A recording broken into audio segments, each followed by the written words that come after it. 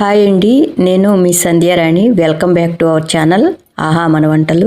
ఎంతో టేస్టీగా ఉండే ఈ అవిసె గింజల లడ్డుని రోజుకి ఒకటై పిల్లలకి ఇచ్చినట్లయితే ఎంతో హెల్దీగా ఉంటారు.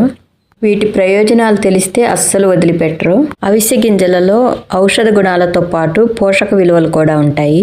వీటిలో antioxidants, fibre, protein, vitamin B1, B6, magnesium, manganese, iron, omega 3 fatty acids వంటివి పుష్కలంగా ఉంటాయి. ఇందులో ఉన్న ఫైబర్ జీర్ణక్రియకు బాగా ఉపయోగపడుతుంది. ఇందులోని ఒమేగా 3 ఫ్యాటీ యాసిడ్స్ గుండె ఆరోగ్యానికి, మెదడు పనితీరుకి ఉపయోగపడతాయి. చర్మం, జుట్టు సంరక్షణలో కూడా ఉపయోగపడతాయి.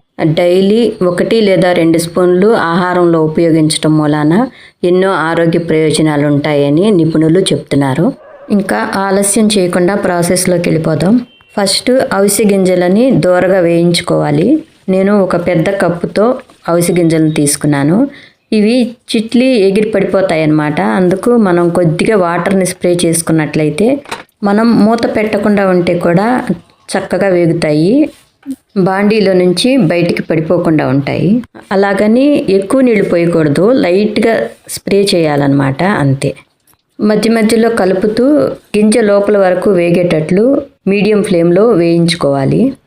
ఇవి చల్లారేలోపు చిన్న బాండీలోకి 2 స్పూన్ల నెయ్యిని తీసుకొని జీడిపప్పు, బాదం పప్పుల్ని సన్నగా కట్ చేసి వేసుకొని వాటితో పాటు కిస్మిస్ కూడా వేసి కొంచెం వేయించుకోవాలి. అవిసె గింజలు చల్లారాయండి. వీటిని మిక్సీ జార్లో వేసుకొని నున్నగా పౌడర్ లాగా గ్రైండ్ చేసుకోవాలి.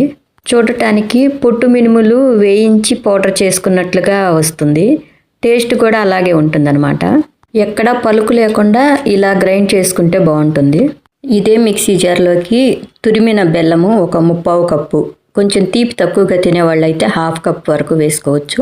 కొంచెం సాల్ట్ కూడా వేసి మళ్ళీ ఇంకొకసారి గ్రైండ్ చేసుకోవాలి. ఇప్పుడు బెల్లము, అవిసె గింజల పొడి 2 చక్కగా మిక్స్ అయిపోయి చేతిలోకి తీసుకొని ప్రెస్ చేసినట్లయితే ముద్దలాగా వస్తాయి. చక్కగా లడ్లు చేసుకోవటమే.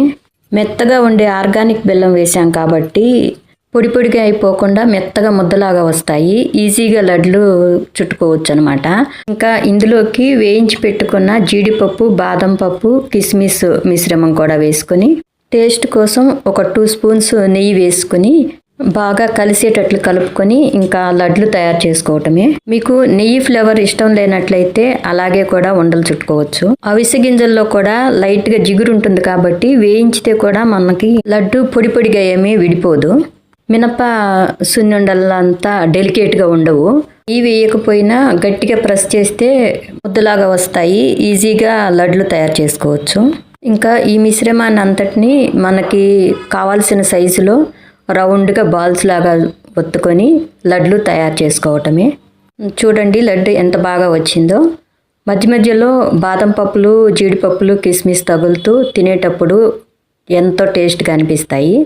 ఇక మన టేస్టీ, ఎమ్మీ, హెల్దీ అవిసె గింజల పొడితో లడ్డు తయారైపోయిందండి. అలాగే అన్నింటినీ రౌండ్గా లడ్డూల్లాగా తయారు చేసుకొని గాలిపోకుండా డబ్బాలో స్టోర్ చేసుకున్నట్లయితే 1 వీక్ వరకు తాజాగా అలాగే ఉంటాయి. రోజుకు ఒక లడ్డు తింటే హెల్దీగా ఉండొచ్చు. మరొక మంచి రెసిపీతో మళ్ళీ కలుద్దాం. Thank you for watching.